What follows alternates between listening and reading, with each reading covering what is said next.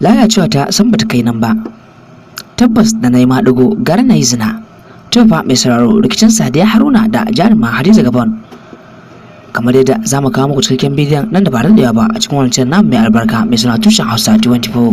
Ana cikin rikicin ne sai wato ɗaya daga cikin waɗannan jarumai guda biyu, Sadiya Haruna da Hadiza Gabon, ta wallafa bidiyon ɗaya yayin da abin ba kyan gani. Duk da dai mun san hakan tana kasancewa kamar da ta kasance da wato Maryam Bot Safara'u kwana 90.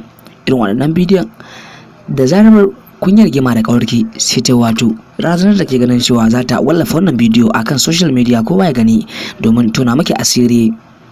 To mai suna cikakken bidiyon muke tare shi a cikin wannan channel namu mai albarka mai suna Tushen Hausa 24. To amma idan wannan shine zuwanka na farko, muna wata bukata ta musamman zuwa gare ka mai sauraro, da Allah ka samu hannunka mai albarka ka danna mana alamar ta subscribe, kana ka danna mana alamar ta ƙararrawa, domin haka shi zai baka damar samun zababbin labaran mu ingantattu kuma da zarar mun ɗora. Samu guri ka zauna ka harkaɗe kunnuwanka ga cikakken mutum yana zuwa. Shirya tsab, mun gode.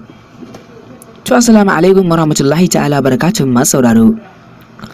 Barkamar jimar sake saduwa da mu da ko a cikin wannan rata mai albarka.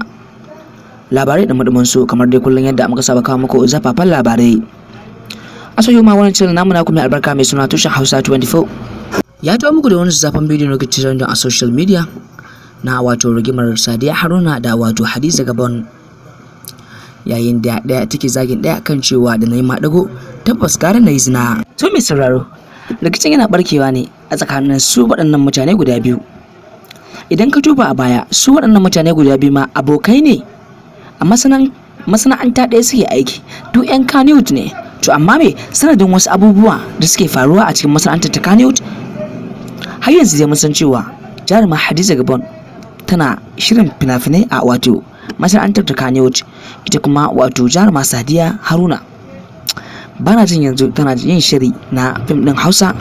To wannan bidiyo da mun tsinto shi ne a kan wato shahararren tashar tako ta Wal Mobish, wanda shi ya wallafa wannan labari yake tabbatar mana cewa tsakanin waɗannan jarumai guda biyu an yi rigima, har yake tabbatar mana cewa ɗaya daga cikin ɗaya take faɗa mu wa ɗaya cewa da na yi maɗigo tabbas gara na yi zina.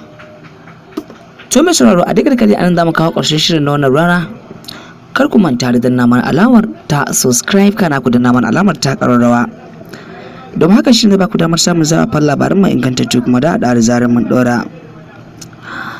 Mun gode kallon wannan channel namu mai albarka, mun gode kawo ziyara kuke mana akai-akai. Allah ya bar mu tare dan sayyidina Rasulullahi. Mun